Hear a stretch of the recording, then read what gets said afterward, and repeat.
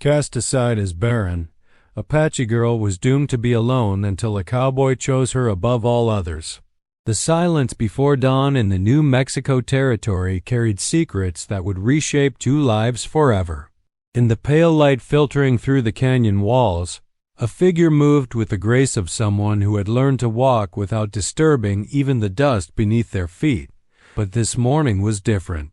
This morning, everything would change. 20-year-old Ayanna pressed her back against the red sandstone, her heart hammering against her ribs as voices drifted up from the trading post below. The conversations were always the same men discussing cattle, weather, and women as if they were commodities to be evaluated and discarded. She had heard her own name whispered in these conversations too many times, always followed by the same cruel verdict that had haunted her for 3 years.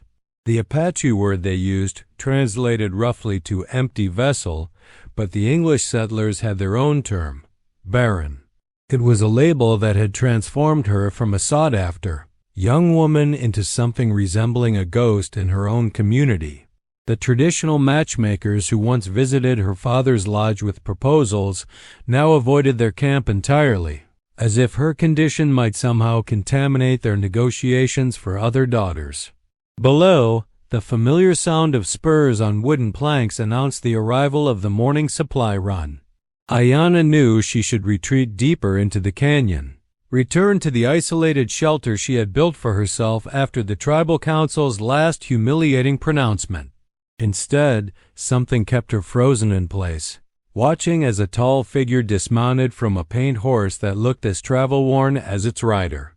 The man moved with the careful efficiency of someone accustomed to being watched, his weathered duster coat bearing the dust of countless miles. When he removed his hat to wipe his forehead, sunlight caught the silver threading through dark hair that suggested he had seen more than 30 winters. There was something in the way he surveyed the settlement that spoke of a man who had learned to read danger in the smallest details.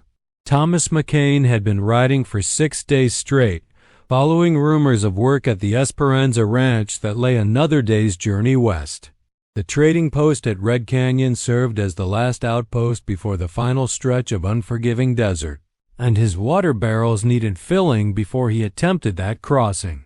What he had not expected was the feeling that he was being observed from somewhere above the settlement. Years of surviving on the frontier had honed his instincts to a razor's edge. The sensation of eyes upon him was as tangible as the weight of the Colt revolver on his hip. He had learned to trust these feelings after too many close encounters with Apache war parties, claim jumpers, and worse. But this sensation felt different, somehow more curious than threatening. As he secured his horse to the hitching post, Thomas caught a glimpse of movement among the red rocks above. The flash of color was so brief he might have imagined it, but something about the way the shadows fell told him otherwise. In Apache territory, being watched usually meant being targeted, yet his hands remained steady as he gathered his empty water containers. The trading post's interior offered blessed relief from the climbing sun, though the atmosphere inside proved less welcoming than the shade. 3 local ranchers occupied the rough-hewn table near the window, their conversation halting as Thomas entered. The proprietor, a grizzled man whose left arm ended at the elbow, looked up from his ledger with the wary expression of someone who had survived by trusting no one completely. "Water and supplies," Thomas stated simply, setting his containers on the scarred wooden counter. "Heading west to the Esperanza." "Esperanza's been sold," the proprietor replied without preamble. "New owners don't take kindly to drifters." The words hit Thomas like cold water. 6 days of hard riding based on 3-month-old information that had apparently become worthless. He kept his expression neutral while calculating how many dollars remained in his leather pouch and how far they might stretch if the Esperanza opportunity had truly evaporated. "Any other ranches hiring in these parts?" The question prompted an exchange of glances among the 3 ranchers. The eldest, whose silver mustache and expensive boots marked him as a man of substance, leaned back in his chair with the satisfied expression of someone about to deliver unwelcome news. Depends on what kind of work you're looking for, stranger. Most of the outfits around here prefer hands who plan to stick around more than a season or two.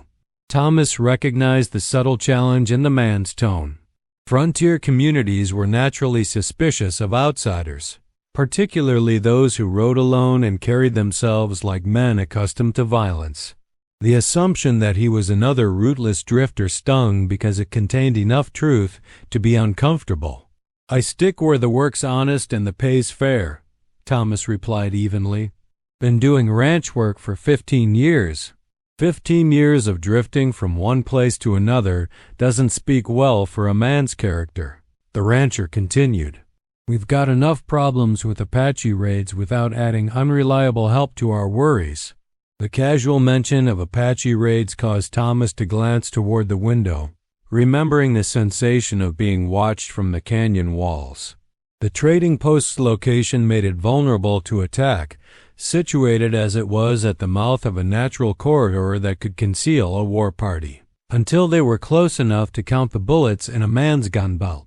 Speaking of Apache, one of the younger ranchers interjected, "Anyone seen signs of that crazy squaw who's been skulking around the canyon lately?"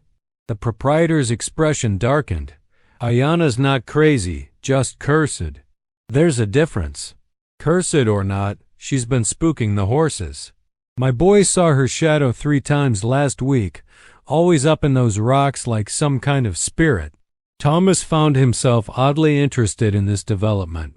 A solitary Apache woman living in the wilderness was unusual enough to warrant attention, particularly if she was making herself visible to passing travelers.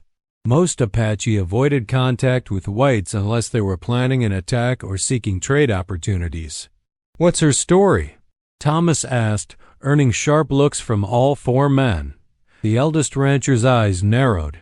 "You asking for any particular reason, stranger?" "Curious," Thomas replied.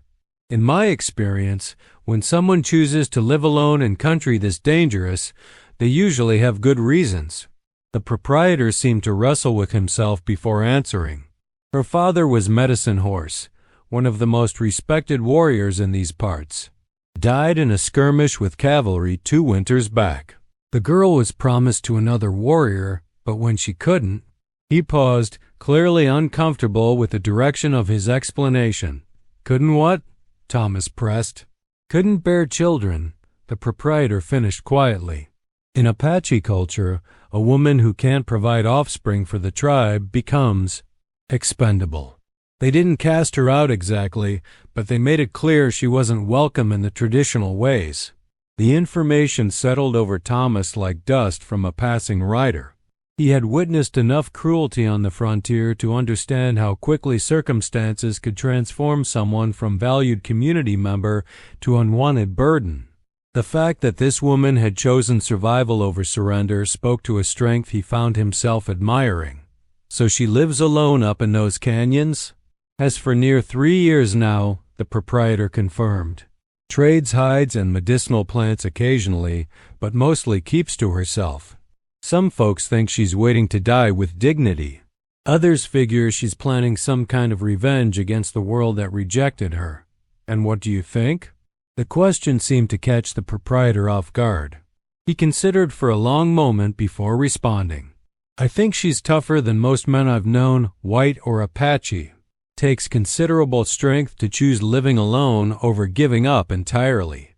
The conversation was interrupted by the arrival of 2 more customers, their urgent voices immediately commanding attention. They were cowhands from a nearby ranch, both showing signs of hard riding and recent fear. "Cattle thieves hit the Morrison place last night," the first announced breathlessly. "Got away with near 40 head, killed 2 dogs, and left Morrison trussed up in his own barn." "Apache?" the eldest rancher asked, though his tone suggested he already suspected otherwise. "White men, from the tracks we could read. Professional rustlers, not random raiders. They knew exactly which animals to take and how to move them fast." Thomas absorbed this information while completing his water purchase. Cattle rustling had become increasingly common as railroad expansion drove up beef prices, making livestock theft nearly as profitable as robbing banks and considerably safer than facing armed guards. As he prepared to leave the trading post, Thomas caught sight of movement in the canyon walls again. This time he was certain someone was watching from the red rocks above, and something about the observer's position suggested intimate knowledge of the terrain. The sensation of being studied continued as he loaded his supplies and prepared his horse for departure. Rather than feeling threatened, Thomas found himself curious about the solitary figure whose story had emerged during his brief stop. The combination of strength and isolation, described by the proprietor, resonated with his own experiences as a man who had chosen the wandering life over conventional settlement. As he mounted his paint horse, Thomas made a decision that surprised him. Instead of taking the main trail west toward the next settlement, he guided his mount toward a narrow path that wound up into the canyon system. The logical part of his mind questioned this choice, but something deeper drove him to investigate the mystery of the woman who had chosen survival over surrender. The trail proved more challenging than it appeared from below, requiring careful navigation around loose stones and weathered obstacles. Thomas's horse picked its way upward with the careful precision of an animal that understood the consequences of a misstep in such terrain. 20 minutes of steady climbing brought him to a natural shelf that offered an expansive view of the trading post below and the desert beyond. The vantage point would allow someone to observe all approaching traffic while remaining virtually invisible from ground level. It was the perfect location for someone who needed to monitor the outside world while avoiding unwanted contact. Thomas dismounted and examined the area more closely. Signs of regular occupation were subtle but unmistakable to someone trained in reading tracks and disturbances. A small circle of stones marked where fires had been built, though no ashes remained visible. Worn patches in the rock face suggested where someone had repeatedly sat to keep watch. "You are far from the main trail, Cowboy." The voice emerged from the rocks behind him with such quiet authority that Thomas's hand moved instinctively toward his weapon before his conscious mind processed the words. He turned slowly, keeping his movements deliberate and non-threatening. Ayanna stood among the red stones as if she had materialized from the canyon itself. Her traditional Apache dress had been modified for practical living, with additional pockets and reinforcements that spoke of self-sufficiency. Her dark hair was braided with small silver ornaments that caught the sunlight, and her eyes held the alert intelligence of someone who had learned to evaluate threats with split-second accuracy. "Seemed like the more interesting path," Thomas replied carefully, keeping his hands visible and his tone neutral. "Interesting paths often lead to dangerous places. So do the safe ones, in my experience." Ayanna tilted her head slightly, studying him with the same intensity he had felt from below. Her evaluation was thorough and professional, taking in everything from the wear patterns on his boots to the way he positioned himself relative to his horse and the canyon edges. "You were listening to their talk about me." It was not a question, and Thomas saw no point in denying what they both knew to be true. "I was. And now you have come to see the cursed Apache woman for yourself." The bitterness in her voice was controlled but unmistakable. Thomas recognized the tone of someone who had endured too many curious stares and whispered comments to maintain much faith in human nature. "I came to see the woman strong enough to choose her own path." The response clearly surprised her. Ayanna's expression shifted almost imperceptibly, wariness giving way to something approaching curiosity. "You speak strangely for a cowboy." "I've been accused of worse." A ghost of a smile touched her lips before disappearing back into careful neutrality.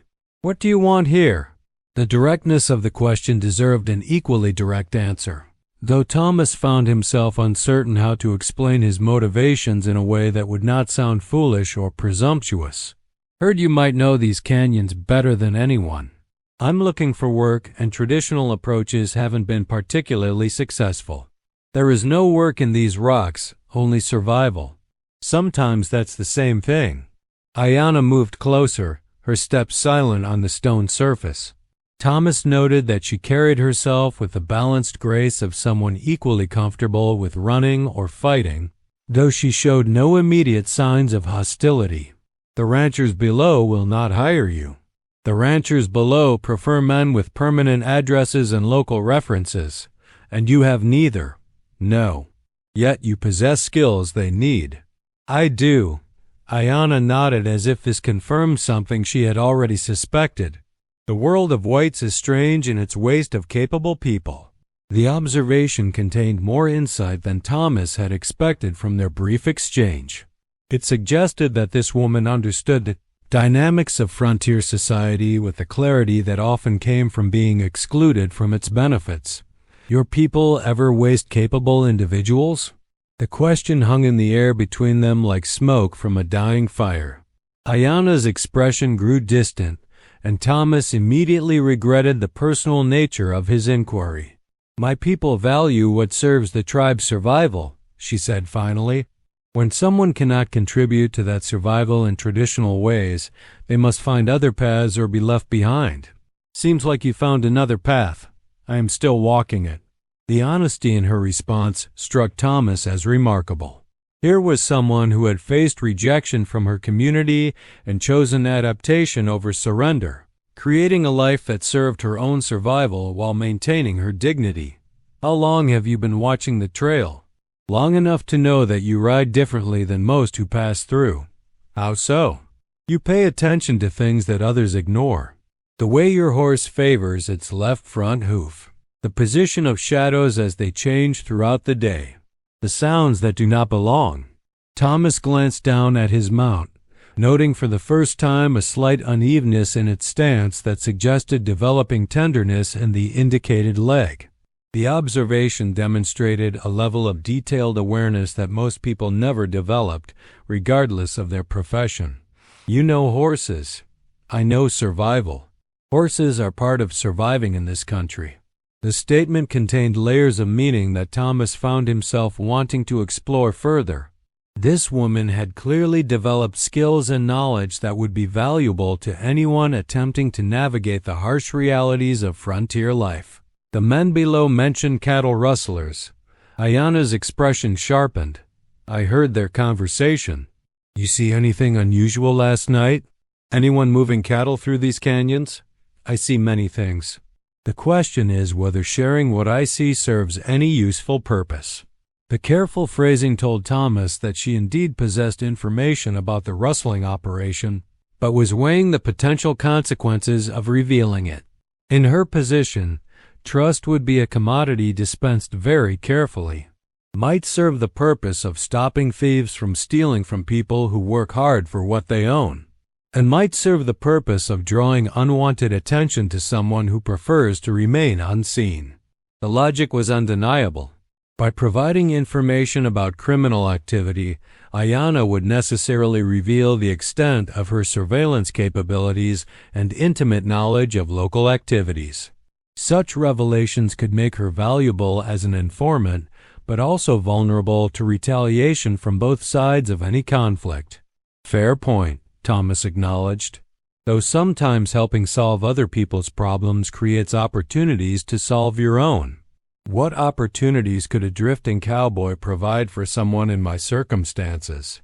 The question challenged Thomas to articulate thoughts that were still forming in his own mind. Something about this encounter felt significant beyond its immediate circumstances, though he struggled to define exactly what that significance might be. Don't know yet, he admitted, but I've learned that unexpected partnerships sometimes produce unexpected results. Ayanna studied him with renewed intensity, as if trying to decode hidden meanings in his words. Thomas found himself hoping she would find whatever she was looking for. You are different from the others who come through here, she said finally. Different how? You do not look at me as if I am either a curiosity or a threat. You look at me as if I am simply another person trying to navigate difficult circumstances. The observation revealed more about her experiences with other visitors than Thomas might have learned through hours of conventional conversation. It also suggested that his instinctive approach to their interaction had somehow distinguished him from previous encounters that had likely been less respectful. That's what you are, isn't it? It is, but few people seem able to see past other considerations to recognize that simple truth. The exchange was interrupted by the distant sound of multiple horses moving rapidly along the main trail below. Both Thomas and Ayanna instinctively moved to positions that would allow them to observe the activity while remaining concealed from view. A group of 6 riders was approaching the trading post at a pace that suggested urgent business. Even from their elevated position, the purposeful nature of their movement was unmistakable. These were not casual travelers or routine supply runs. Law? Thomas asked quietly. Possibly. Or men seeking to avoid the law. As the riders drew closer to the trading post, details became clearer. Their horses showed signs of hard use, and their equipment appeared more sophisticated than typical ranch hands would carry. Most significantly, they were driving a small group of cattle ahead of them. "Those the animals stolen from Morrison?" Thomas asked. Ayanna nodded grimly. "The same. They are being bold to bring them past the trading post in daylight, or desperate." The implications were troubling. Cattle rustlers typically avoided populated areas when moving stolen livestock, preferring remote routes that minimized the risk of identification. The fact that this group was brazenly passing through Red Canyon suggested either supreme confidence or urgent necessity. As they watched, the riders halted near the trading post. 2 men dismounted and entered the building while the others remained with the stolen cattle. Even from a distance, their body language conveyed tension and readiness for trouble. "They have done this before," Ayanna observed. "The way they position themselves, the signals they use. This is not their first theft." Thomas had to agree. The coordination displayed by the group spoke of experience and planning that went well beyond opportunistic crime. This was a professional operation, which made it considerably more dangerous for anyone who might interfere. "The proprietor down there seems like a decent man." "He is. He has been fair in his dealings with me, even when others would not approve." The concern in Ayanna's voice was subtle but unmistakable. Thomas realized that she felt some measure of loyalty to the trading post operator despite her isolated circumstances. Minutes passed in tense silence as they continued their vigil. Finally, the 2 rustlers emerged from the trading post and remounted their horses. The entire group then continued westward, driving the stolen cattle ahead of them. "They will sell those animals to buyers who do not ask difficult questions," Ayanna said. "The money will disappear, and Morrison will never recover his losses. Unless someone stops them. Who would attempt such a thing? The territorial marshal is 3 days' ride from here, and the local ranchers are too few to confront 6 armed men." Thomas found himself studying the westward trail that the rustlers had taken. The route would require them to cross several miles of open desert before reaching the next source of water, creating a predictable pathway that could potentially be interdicted by someone with sufficient motivation and skill. "How well do you know that western trail?" Ayanna's eyes sharpened. "Why do you ask?" "Curious about the terrain they'll be crossing. It is dangerous country. Little water, many places where unwary travelers can become lost or trapped. Places where a small group might have advantages over a larger one." The question hung between them as Ayanna realized the direction of Thomas's thoughts. Her expression grew concerned. "You are considering doing something foolish." "I'm considering doing something necessary." 1 man against 6 is not necessary. It is suicide. Thomas appreciated her concern, even as he found himself committed to a course of action that he had not fully planned when the day began. 1 man who knows the country and chooses his ground carefully might have better odds than you think. And what if that 1 man had help from someone who knows this country better than anyone? The question emerged before Thomas had consciously formed the thought, surprising him almost as much as it clearly surprised Ayanna. "You would ask me to risk my life to help recover stolen cattle belonging to people who consider me an outcast?" I would ask you to risk your life to stop people who prey on honest folk, regardless of how those honest folk might feel about other matters." Ayanna was quiet for a long moment, her gaze shifting between Thomas and the dust cloud marking the rustlers' westward progress. "There is a place," she said slowly, "where the trail passes through a narrow canyon about 10 miles from here. Water flows there year-round, so travelers always stop to rest their animals. Defensible? For someone who knows the terrain. There are paths up the canyon walls that most people never notice." Thomas felt a familiar tightness in his chest that always preceded dangerous undertakings.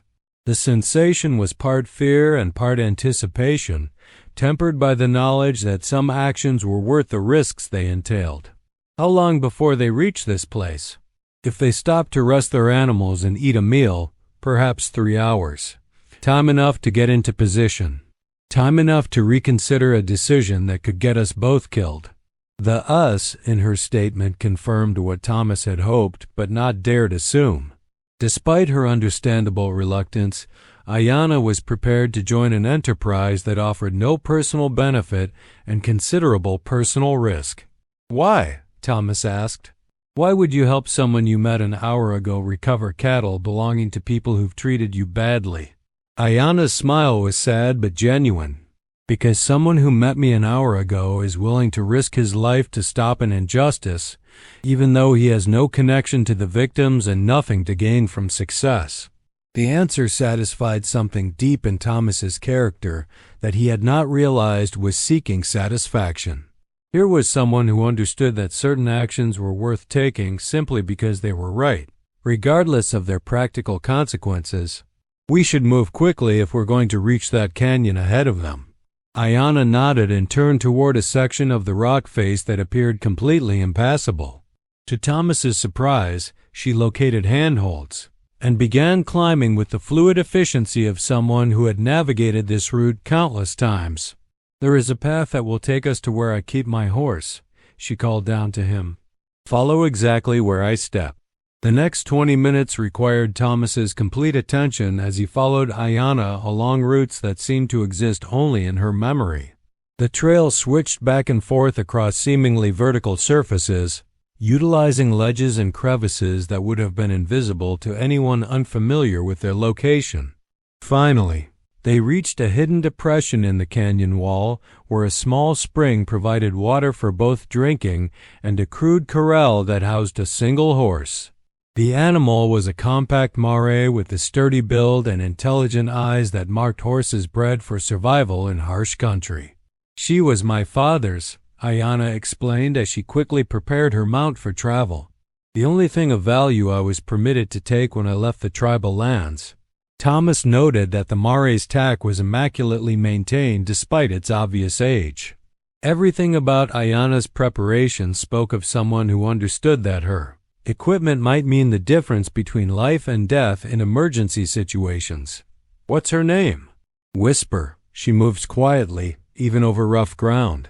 As if to demonstrate her namesake's accuracy, the mare stepped delicately across the rocky surface without producing the sharp sounds that most horses would have made in similar terrain. Within minutes, they were both mounted and following another invisible trail that led deeper into the canyon system. Ayanna set a pace that was swift without being reckless, clearly balancing the need for speed against the dangers of traveling too quickly over treacherous ground. "Tell me about this canyon where we're going," Thomas called out as they navigated a particularly narrow section of the trail. "Dead Horse Canyon," Ayanna replied, "named for what happens to animals that get trapped there during flash floods. But in dry weather, it provides the best water between here and the next settlement. Easy to defend? If you know the high trails, there are positions that overlook the entire floor of the canyon with cover from return fire. And escape routes? Several.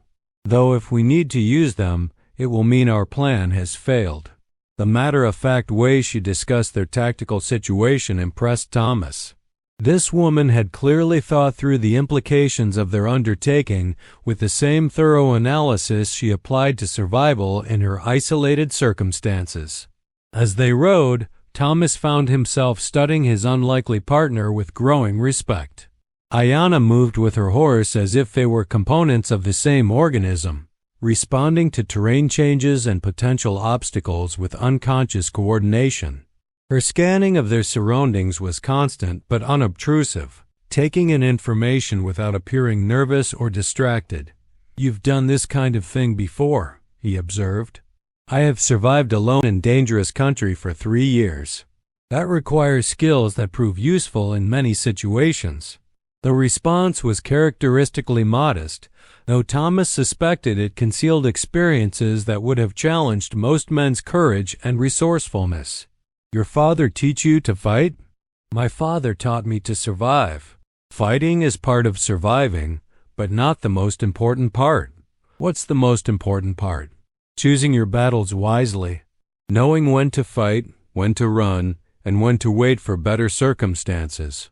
As they rode deeper into the canyon system, Thomas realized that he was receiving an education in frontier survival from someone whose qualifications had been proven under the harshest possible conditions. The knowledge Ayanna had accumulated through necessity could benefit anyone attempting to navigate the complexities of life in untamed country. The trail began to descend toward what Thomas assumed was their destination. The canyon walls grew taller and closer together, creating the natural funnel effect that would make Dead Horse Canyon an ideal location for an ambush. "There," Ayanna pointed toward a cluster of rocks near the canyon's narrowest point. "We can position ourselves to command the entire floor while remaining invisible from below." Thomas studied the terrain with the eye of someone who had survived similar encounters through careful preparation and tactical awareness. The position Ayanna had selected offered excellent fields of fire while providing multiple escape routes if the situation deteriorated. "Ammunition? I have a rifle and 20 rounds. You? Revolver and rifle, maybe 30 rounds total. Should be sufficient if we choose our targets carefully." The casual discussion of potentially lethal tactics might have seemed macabre to an outside observer, but Thomas recognized it as the practical planning that separated survivors from victims in frontier conflicts.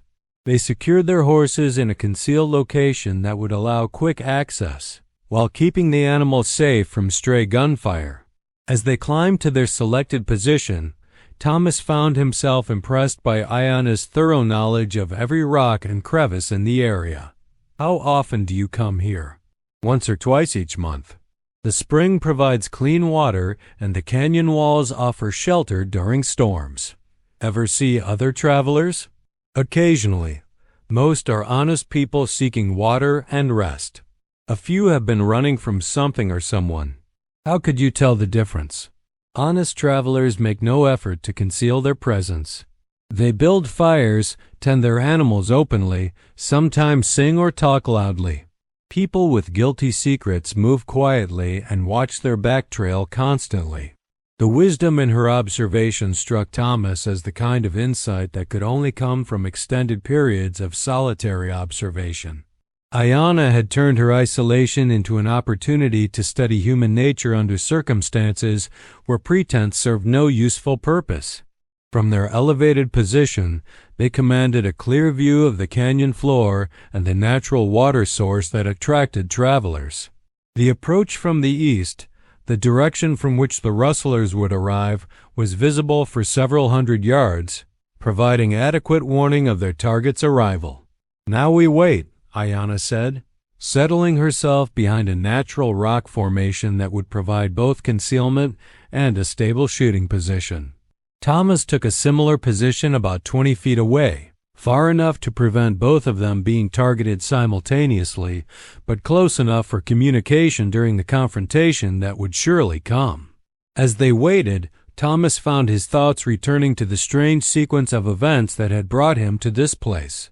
12 hours ago, he had been a solitary drifter seeking employment at a ranch that no longer existed. Now he was preparing to risk his life alongside someone he had just met in order to recover stolen property belonging to people he barely knew.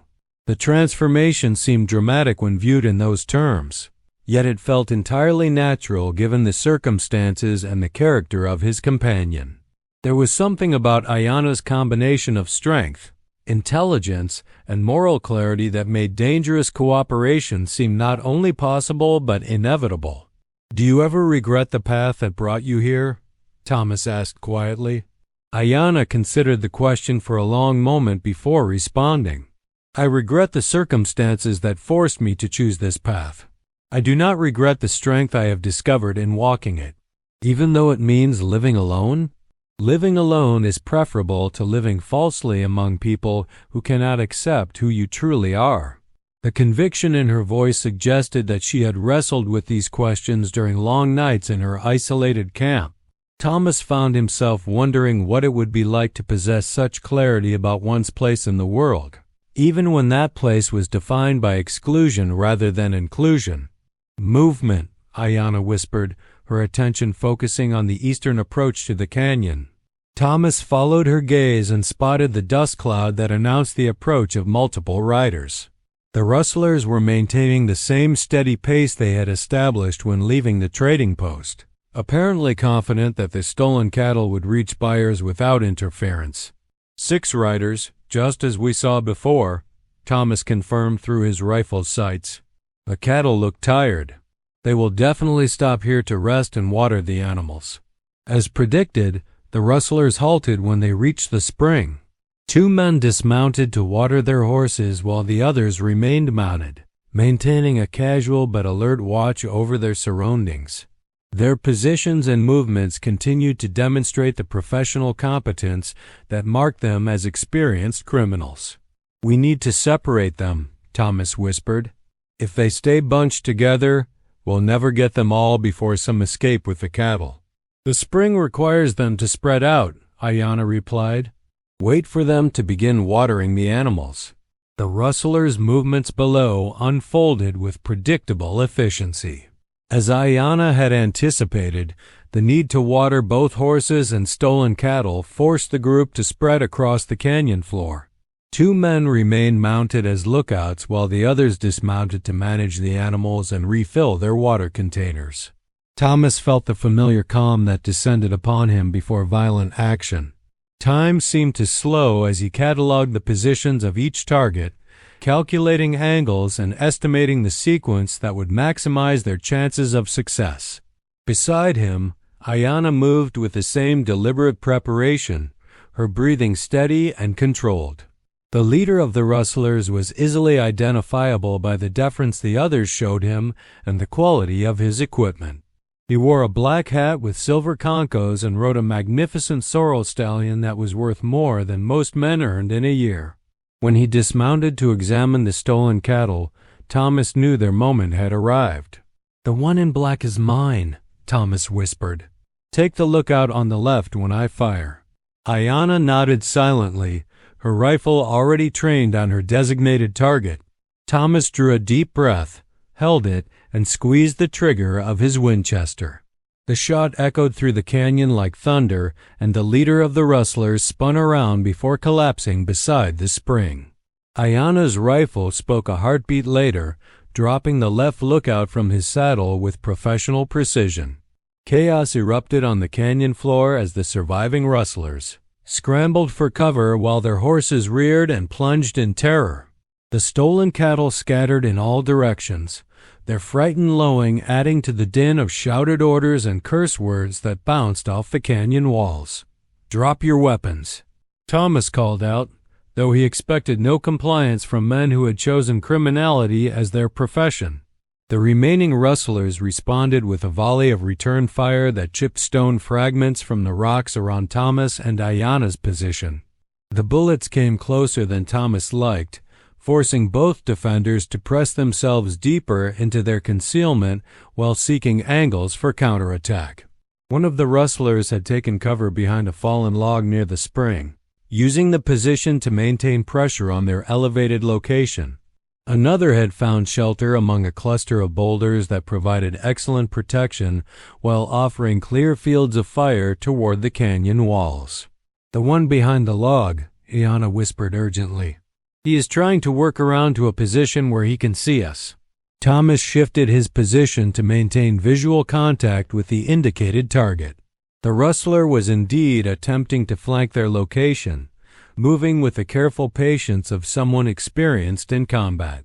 If he succeeded in reaching the base of the canyon wall, he would be able to climb to positions that would compromise their defensive advantage. Thomas's next shot caught the flanking rustler as he attempted to cross an exposed section of ground. The man stumbled and fell, clutching his shoulder but maintaining enough mobility to retreat behind more substantial cover. 3 left, Ayanna reported, her attention focused on movement among the scattered rocks below. The remaining rustlers had apparently decided that retreat offered better prospects than continued confrontation. Thomas could see them attempting to gather their mounts while maintaining suppressing fire toward the canyon walls. Their horses had scattered during the initial exchange, making escape more complicated than they had probably anticipated. "They are trying to reach those 2 horses near the canyon mouth," Ayanna observed.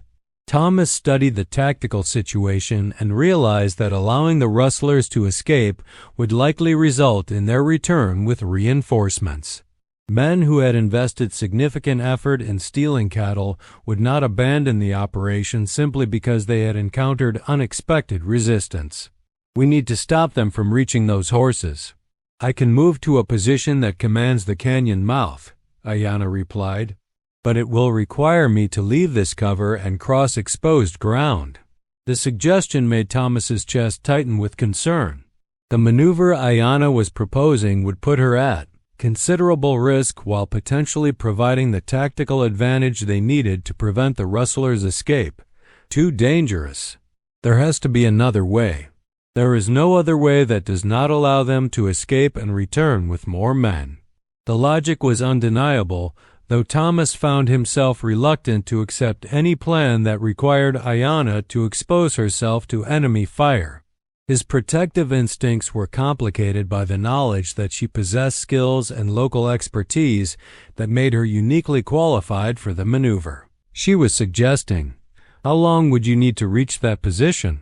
2 minutes if I move quickly and carefully. I can provide covering fire, but once you start moving, you'll be committed to the route." Ayanna met his eyes with the steady gaze of someone who had made peace with necessary risks. "I understand." Thomas positioned himself to maintain continuous fire on the rustlers' positions while Ayanna began her dangerous traverse. She moved like smoke across the canyon wall, utilizing natural features and shadows to minimize her visibility while maintaining remarkable speed. The rustlers were so focused on their attempts to reach the horses that they initially failed to notice Ayanna's movement. By the time one of them spotted her new position, she had already established commanding angles on both the canyon mouth and their improvised shelter. Her first shot from the new location caught one rustler as he attempted to sprint toward the horses. The man went down hard, rolling several times before coming to rest in an unnatural position that suggested serious injury or death. "Surrender." Thomas called out again. "You're outnumbered and outflanked."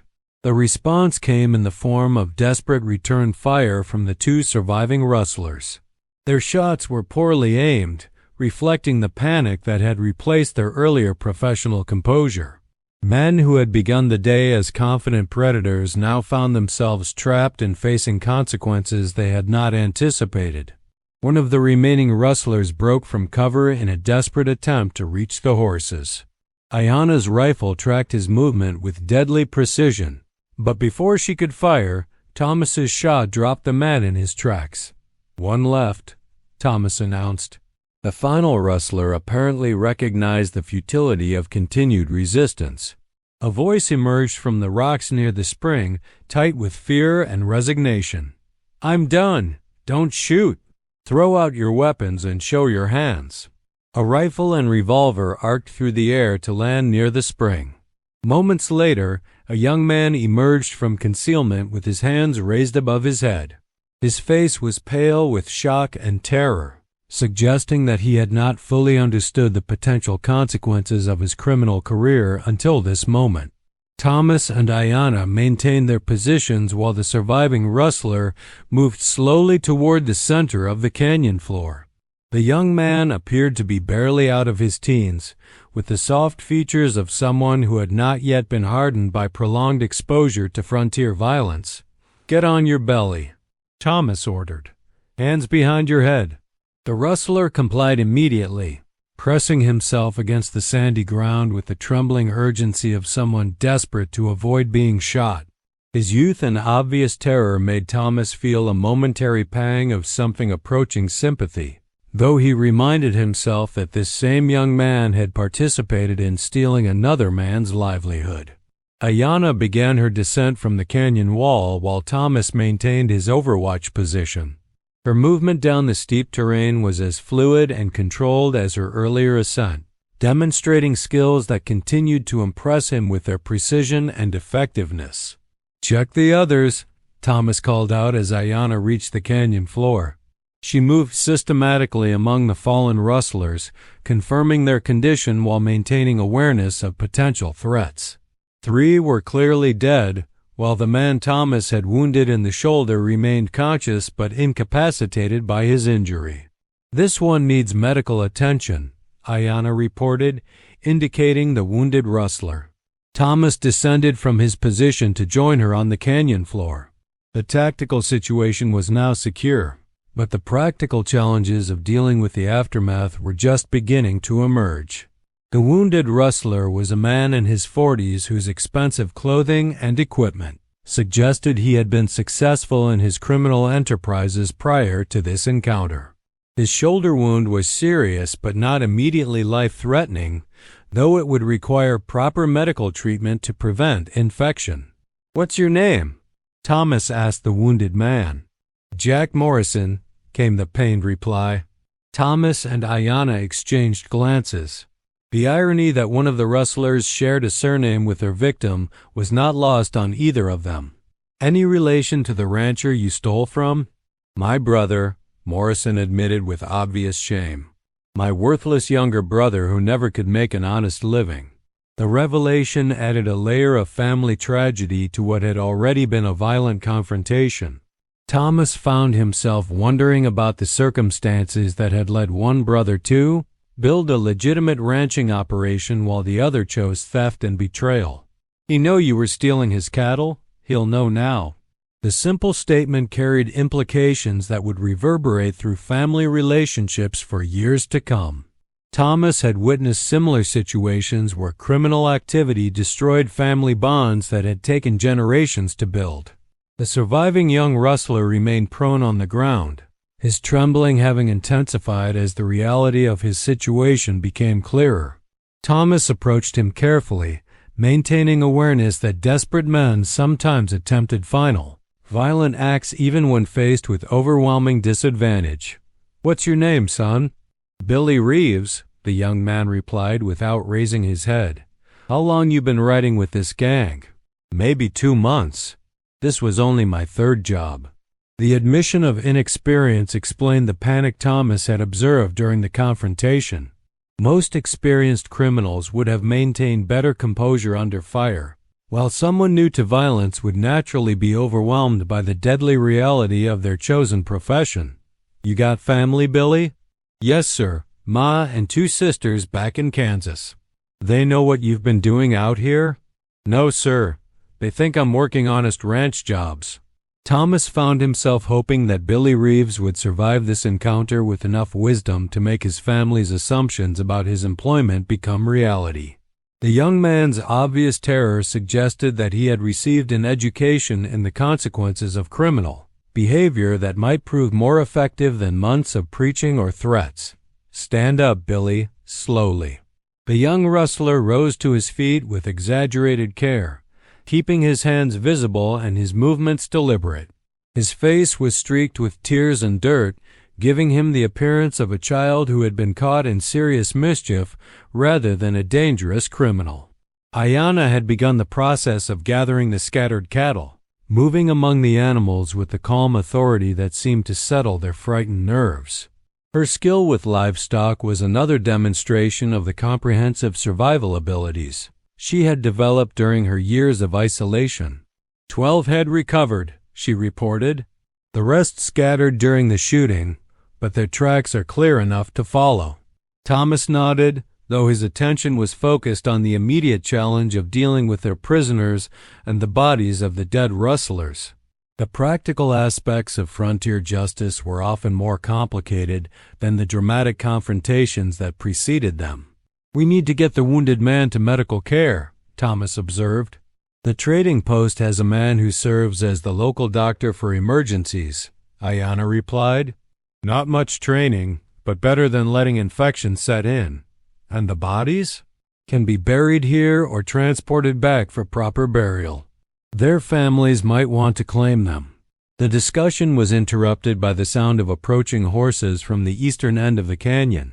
Thomas and Ayanna immediately took defensive positions while their prisoners remained where they had been placed. 3 riders, Ayanna reported after studying the dust cloud that announced the newcomers.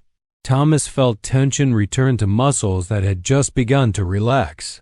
The approaching riders could represent anything from additional rustlers to territorial authorities to concerned citizens who had heard the gunfire. "Aloo the canyon," a voice called out as the riders came into view. "This is Marshal Davidson. Anyone hurt down there?" Relief flooded through Thomas as he recognized the authority in the voice and the official nature of the announcement. The arrival of law enforcement would simplify many of the complications that had been troubling him since the confrontation ended. 2 civilians and 4 prisoners. Thomas called back. 3 dead, 1 wounded, 1 unhurt. The marshal and his 2 deputies entered the canyon with the careful alertness of men experienced in evaluating potentially dangerous situations.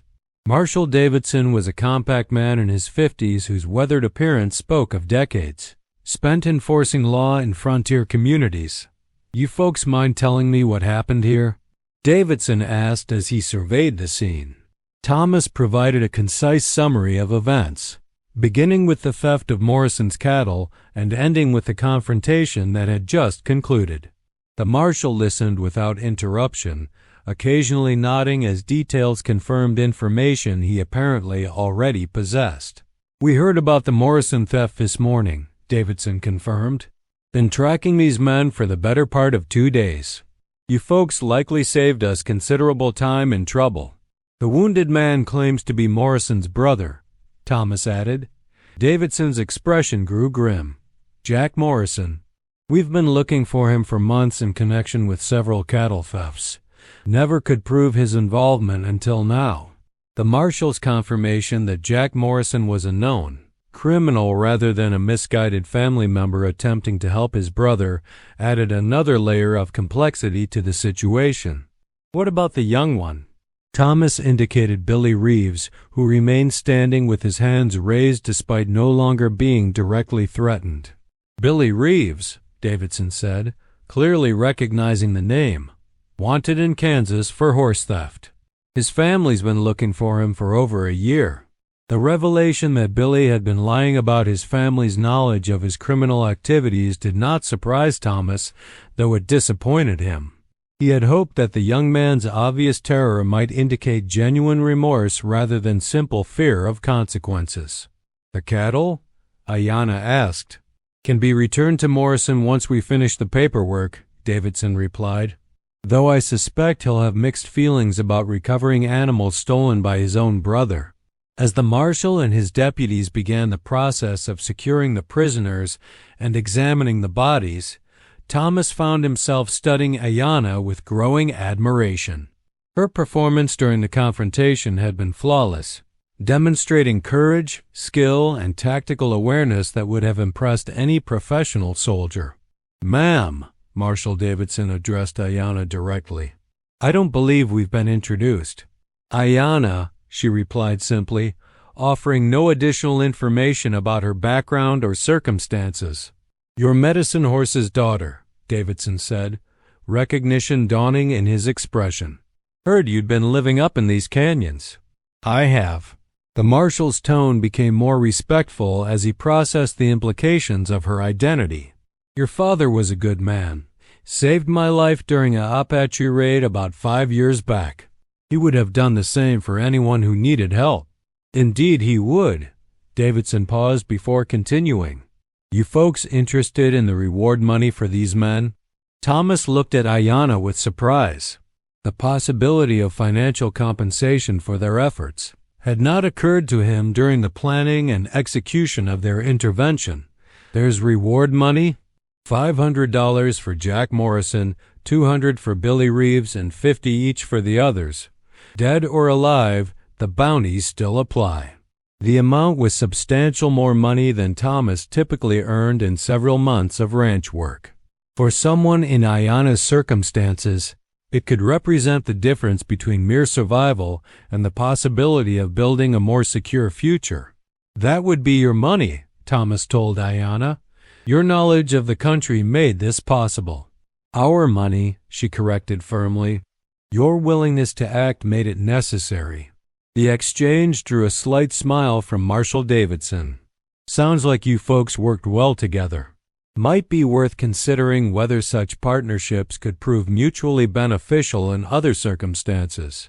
The suggestion hung in the air as the marshal and his deputies completed their official duties. Thomas found himself wondering whether Davidson was simply making casual conversation or offering more substantive advice based on his experience with the challenges of frontier life. As the afternoon sun began its descent toward the canyon walls, the practical business of resolving the confrontation's aftermath moved toward completion. The dead rustlers would be transported to the nearest settlement for burial, while the wounded Jack Morrison would receive medical attention before facing trial for his crimes. Billy Reeves would be returned to Kansas to answer for his earlier offenses. You folks planning to stick around these parts? Davidson asked as he prepared to depart with his prisoners. Thomas looked at Ayanna, realizing that he had no clear answer to the question. The morning's encounter had changed something fundamental in his circumstances, though he was not yet certain what that change might mean for his future plans. Hadn't decided, Thomas replied honestly. Well, if you do stay in the area, there's plenty of honest work for people with your particular skills. Territory's growing, and we need folks who can handle themselves when situations get complicated. After the marshal's departure, Thomas and Ayanna found themselves alone in the canyon with the recovered cattle and the memories of violence that would forever mark this place in their personal histories. The transition from life-threatening confrontation to quiet normalcy felt almost surreal. What now? Thomas asked, though he suspected Ayanna was wondering the same thing. Now we return these cattle to their owner and collect our reward, she replied practically. And after that? Ayanna studied him with the penetrating gaze that seemed to see past surface considerations to underlying truths. What would you like to happen after that? The directness of her question forced Thomas to confront thoughts he had been avoiding since their first encounter on the canyon ledge above the trading post. Something had changed during their shared experience, something that went beyond the tactical cooperation required for their successful intervention against the rustlers. I'd like to find out whether two people who work well together in dangerous circumstances might work equally well in ordinary ones. Ayanna's smile was the first truly unguarded expression Thomas had seen from her. It transformed her face, revealing warmth and humor that her survival circumstances had required her to keep carefully hidden. That would require you to abandon your wandering lifestyle. Might be time for that anyway. I've been drifting for long enough to know that movement alone doesn't solve most problems. And it would require me to trust someone enough to share the life I have built for myself. Think you could manage that? With the right person, perhaps. The conversation was interrupted by the approach of several riders from the direction of the trading post. Thomas and Ayanna instinctively moved to defensive positions before recognizing the lead rider as the proprietor from the trading post, accompanied by two men who appeared to be local ranchers. Heard shooting from this direction, the proprietor called out as he approached. Everyone all right? Thomas provided a brief explanation of recent events, Noting the visible relief on the faces of their visitors as they learned that the cattle theft ring had been eliminated. "Morrison will be mighty grateful," one of the ranchers observed. Those cattle represented a significant portion of his herd. "Speaking of gratitude," the proprietor interjected, "Morrison asked me to extend an invitation for you folks to join him for supper this evening. Wants to thank you properly for recovering his animals." Thomas looked at Ayanna questioningly. The invitation represented their first opportunity to interact with the local community as partners rather than as individuals dealing with separate circumstances. "We would be honored," Ayanna replied, surprising Thomas with her acceptance. The proprietor's smile suggested that her response had pleased him. "Morrison's place is about an hour's ride east of the trading post. He'll be expecting you around sundown." As the visitors departed, Thomas found himself looking forward to the evening's gathering with an anticipation that had little to do with food or formal gratitude. The invitation represented acceptance, not just of their heroic actions, but of their partnership in carrying out those actions. "You sure about this?" Thomas asked as they began gathering their equipment for the journey to Morrison's ranch. "I am sure that hiding from the world has served its purpose in my life," Ayanna replied. "Perhaps it is time to discover what comes next." The ride to Morrison's ranch took place in comfortable silence, punctuated by occasional observations about the terrain and local wildlife. Thomas found himself studying Ayanna's profile as she rode, noting details he had been too focused on tactical concerns to appreciate fully during their earlier encounters. Her posture in the saddle spoke of someone completely comfortable with her mount and the surrounding environment. Her scanning of their route was continuous but relaxed, suggesting awareness without anxiety. Most significantly, her expression had lost the guarded quality that had characterized their initial meeting, replaced by something approaching contentment. Morrison's ranch proved to be a substantial operation with well-maintained buildings and obvious signs of prosperity. The main house was constructed of local stone with a broad front porch that faced toward the distant mountains. Corrals and outbuildings were arranged with the practical efficiency that marked successful ranching operations. Morrison himself emerged from the house as they approached, his relief at seeing his recovered cattle evident in his expression and posture. He was a man in his 40s with the weathered appearance of someone who had spent his life working outdoors, though his clothing suggested he had made an effort to dress formally for the occasion. "I cannot adequately express my gratitude for what you folks did today," Morrison began as they dismounted near his front porch. "No thanks necessary," Thomas replied. "We did what needed doing. Nevertheless, you saved my livelihood and probably prevented those rustlers from stealing from other hard-working people." Morrison's wife appeared in the doorway, a woman whose pleasant features and welcoming smile immediately put both visitors at ease. She wore a simple dress that had been enhanced with small touches that suggested pride in her appearance and circumstances. "Please come inside," she invited warmly. "Supper's ready, and we're eager to hear about your adventure." The interior of the Morrison home reflected the same combination of practicality and prosperity evident in the exterior buildings. Furniture was well-made but functional, with personal touches that spoke of a family that had invested effort in creating a comfortable environment. The meal that followed proved to be both substantial and delicious, featuring beef from Morrison's own herd along with vegetables from his wife's garden. The conversation flowed easily, touching on topics ranging from local weather patterns to territorial politics, carefully avoiding the more dramatic events of the day until the main course had been completed. "Tell me about my brother," Morrison finally said as his wife served coffee and apple pie. Thomas and Ayanna exchanged glances, each hoping the other would handle the delicate task of explaining Jack Morrison's condition and circumstances. "He was wounded but will recover," Thomas replied carefully. "Marshal Davidson says he'll face trial for cattle theft." "I suspected as much when my animals disappeared," Morrison admitted sadly. Jack always took the easy path when difficult choices presented themselves. I'm sorry it turned out this way. So am I, but you cannot save people from the consequences of their own decisions indefinitely. The philosophical observation resonated with Thomas, who had wrestled with similar situations during his years of frontier wandering. Some people seem determined to pursue paths that led inevitably to tragedy, regardless of the efforts their families made to redirect them. What will you do now? Morrison asked, shifting to more positive topics. We haven't decided, Thomas replied honestly. Well, if you're looking for work, I can always use hands who know how to handle themselves in difficult situations. The pay's fair and the work's honest. The offer was generous and clearly sincere. Thomas found himself tempted by the prospect of steady employment with an employer who had already demonstrated both gratitude and respect for his abilities. I appreciate that, Thomas replied. Can I think it over? Of course. The offer stands whenever you're ready to accept it. As the evening progressed, Thomas became increasingly aware of the subtle changes in how the local community was responding to Ayana's presence.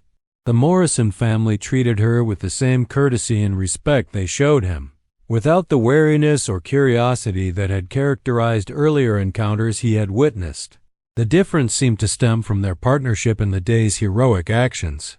By demonstrating her value as an ally and partner, Ayana had apparently transcended whatever social barriers had previously limited her interactions with the white community. Ma'am, Morrison addressed Ayana directly, I hope you know you're welcome at our table anytime you find yourself in this area. Thank you, she replied simply, though Thomas could see that the invitation meant more to her than her reserved response indicated. Sarah and I have been talking, Morrison continued, glancing at his wife for confirmation. If you ever decide you'd prefer a more settled lifestyle, we could use help managing the household and teaching our children about the local plants and wildlife. The offer clearly surprised Ayana, whose expression shifted through several emotions before settling on something approaching wonder. You would trust me with your children? We would trust you with anything important to us, Sarah Morrison interjected firmly. Today's events proved your character beyond any doubt. As they prepared to leave the Morrison ranch, Thomas found himself reflecting on the remarkable transformation that had occurred in less than 24 hours. Both he and Ayana had begun the day as isolated individuals dealing with separate challenges. They were ending it as partners who had earned the respect and gratitude of their community through shared action. Where are you staying tonight? Morrison asked as they prepared to mount their horses. Thomas realized he had not given any thought to sleeping arrangements, having been too focused on immediate challenges to consider practical necessities. There's a room above the trading post, Ayana offered. The proprietor rents it to travelers. Actually, Morrison interjected, you're both welcome to use the guest quarters here. It's the least I can do after what you've done for me today.